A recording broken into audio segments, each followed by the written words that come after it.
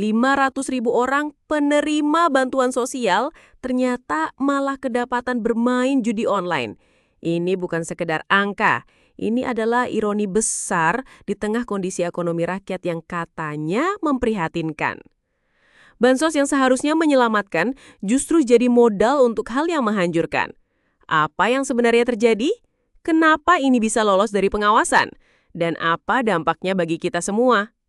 Tonton sampai akhir, karena fakta-fakta berikut bisa bikin kamu geleng-geleng kepala. Selamat datang di Topo Story, channel yang membawakan informasi terupdate seputar olahraga, kesehatan, gaya hidup, teknologi, hingga berita populer yang lagi hangat dibicarakan. Di sini, kami sajikan cerita dan fakta menarik setiap hari.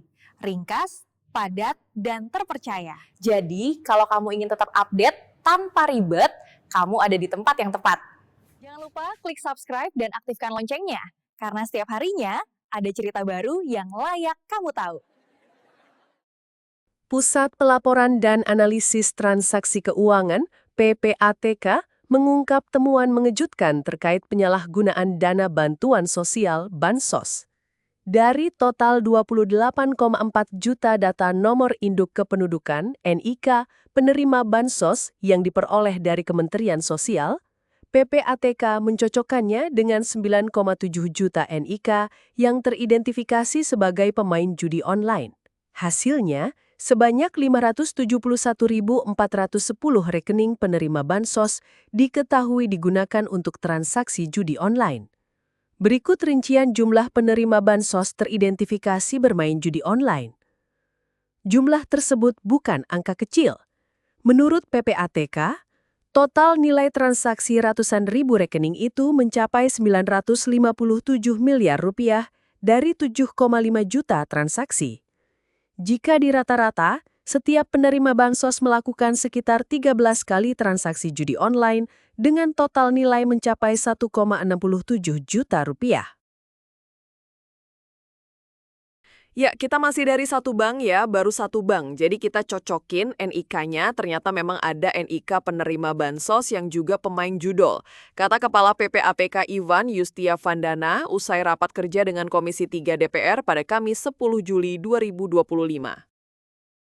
Ivan menjelaskan data ini diperoleh dari proses pencocokan NIK yang dilakukan PPATK terhadap nasabah salah satu bank milik negara, BUMN.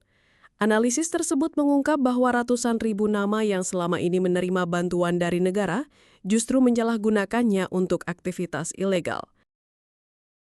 Menanggapi temuan ini, anggota Komisi 9 DPR RI Neti Prasetyani Aher menyatakan keprihatinannya dan mendesak adanya evaluasi menyeluruh, baik oleh pemerintah pusat maupun daerah. Neti juga menekankan pentingnya edukasi dan penguatan literasi keuangan bagi penerima Bansos agar dapat memanfaatkan bantuan secara produktif, bukan untuk tindakan yang merugikan diri sendiri. Temuan ini harus menjadi perhatian kita bersama. Bansos diberikan untuk membantu masyarakat rentan memenuhi kebutuhan dasar keluarga, bukan untuk hal lain, apalagi disalahgunakan untuk judi online, ujar Neti mengutip Parlimentaria, Kamis 10 Juli 2025. Neti juga menekankan pentingnya edukasi dan penguatan literasi keuangan bagi penerima Bansos agar dapat memanfaatkan bantuan secara produktif, bukan untuk tindakan yang merugikan diri sendiri. Bukan semata soal sanksi, tetapi bagaimana kita hadir mendampingi masyarakat. Mereka perlu dibekali keterampilan dasar untuk mengelola dana dengan bijak dan diarahkan agar tidak terjebak pada praktik yang merugikan. Jelas politisi fraksi PKS tersebut. Hingga kini, PPATK baru menganalisis data dari satu bank BUMN. Artinya, jumlah sebenarnya bisa jadi lebih besar jika pelacakan diperluas ke bank-bank lain. Temuan ini pun menambah daftar panjang persoalan dalam penyaluran bantuan sosial yang seharusnya menjadi jaring pengaman bagi masyarakat yang rentan secara ekonomi. Bansos adalah hak, tapi juga amanah. Jangan sampai satu kesalahan kolektif menghancurkan sistem yang dibangun untuk kebaikan bersama.